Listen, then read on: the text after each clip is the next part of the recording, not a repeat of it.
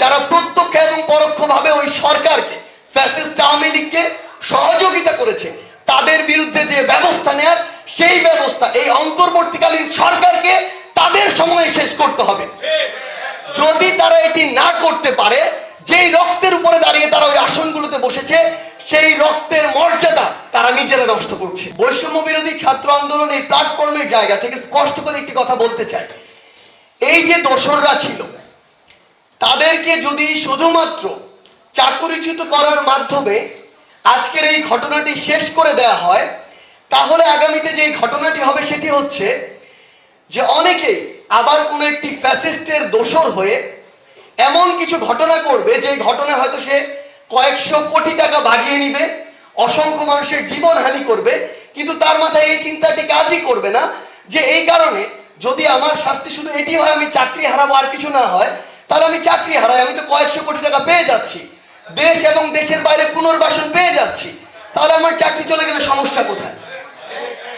সেই জায়গা থেকে আমরা আমাদের জায়গা থেকে স্পষ্ট করে অন্তর্বর্তীকালীন সরকারকে একটি কথা বলি, আপনারা আজকে অন্তর্বর্তীকালীন সরকারের প্রধান উপদেষ্টা কিংবা উপদেষ্টা হয়েছেন হাজার হাজার জীবনের রক্তের উপরে। আমার অর্ধ লক্ষ ভাই বোন রক্ত দিয়েছে, হাসপাতালে এখনো কাতরাচ্ছে, রক্তের দাগ এখনো শুকায় নাই, ওই যে সেলাইগুলো সেগুলো এখনো শুকায় নাই। আপনারা যদি এখন ওই গুরুত্বপূর্ণ জায়গাগুলোতে বসে এই সুশীলতা দেখান, সেটা দেখতে আমরা প্রস্তুত নই।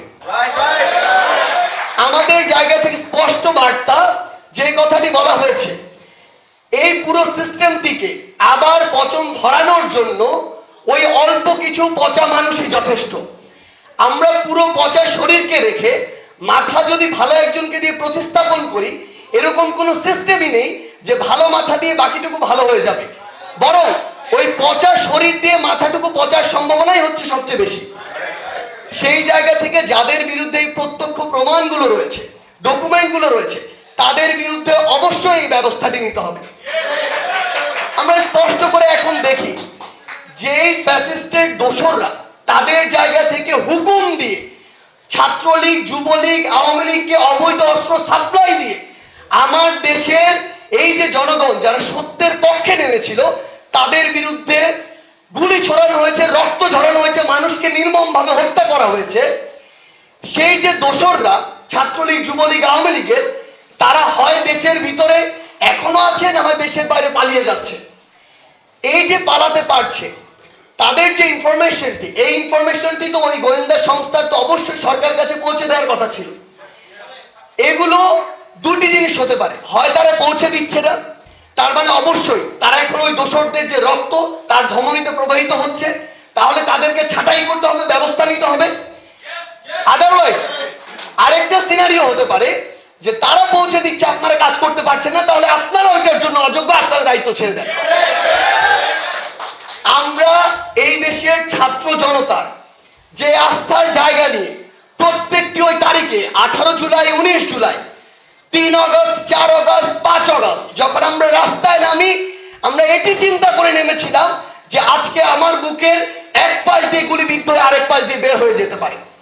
আমরা এটি চিন্তা করে নেমেছিলাম যে আজকের পর থেকে আমার বাবা মা বলার মতো আর কেউ না থাকতে পারে।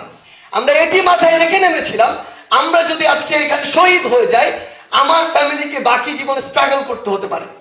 এই যে ইমোশন, এই যে ত্যাগ, এই যে অবস্থানে আমরা নেমেছিলাম, আপনারা ওই গুরুত্বপূর্ণ জায়গাগুলোতে বসে আমাদের এত বড় পুরো বাংলাদেশের ছাত্র জনতার এই ত্যাগের সাথে এই যে বর্তমানে যে সুশীলতা দেখানো হচ্ছে, নিউট্রাল ভূমিকা দেখানো হচ্ছে, এটার সাথে আপনারা বিশ্বাসঘাতকতা করছেন। আমাদের জায়গা থেকে আরো কিছু স্পষ্ট বার্তা রয়েছে। আমরা আজকে অনেকে বলছি যে এই আওয়ামী লীগের অনেক এমপি মন্ত্রী, তাদের মধ্যে তো অনেক ভালো ছিল। স্পষ্ট একটি কথা হচ্ছে, এই আওয়ামী লীগের যে এমপি মন্ত্রীরা, এমপি মন্ত্রী হওয়ার পরে তাকে আপনি ভালো খারাপ দিয়ে জাজ করছেন, কিন্তু সে ওই এমপি হয়ে সংসদে গিয়ে 16 বছর যে ফ্যাসিস্ট আওয়ামী লীগের সংসদকে পরিচালিত করেছে, সেই কথা কেন আপনি বলছেন না? তাদের যদি ন্যূনতম ওই ব্যক্তিত্ব থাকতো, তাহলে তারা ভালোটাকে ভালো বলতো, খারাপটাকে খারাপ, অন্তত ওই খারাপের সাথে যুক্ত হয়ে ওই সংসদে গিয়ে এমপির আসনটিকে দুষ্কৃতিকারীদের মতো ওইভাবে অলঙ্কৃত করতো না। তাই যারা প্রত্যক্ষ এবং পরোক্ষভাবে ওই সরকারকে ফ্যাসিস্ট আওয়ামী লীগকে সহযোগিতা করেছে তাদের বিরুদ্ধে যে ব্যবস্থা নেয়ার সেই ব্যবস্থা এই অন্তর্বর্তীকালীন সরকারকে তাদের সময়ে শেষ করতে হবে।